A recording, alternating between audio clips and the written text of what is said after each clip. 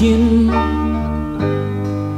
kita menorehkan bakti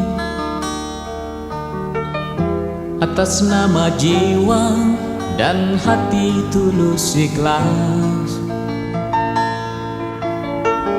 Mumpung masih ada kesempatan buat kita mengumpulkan bekal perjalanan abadi.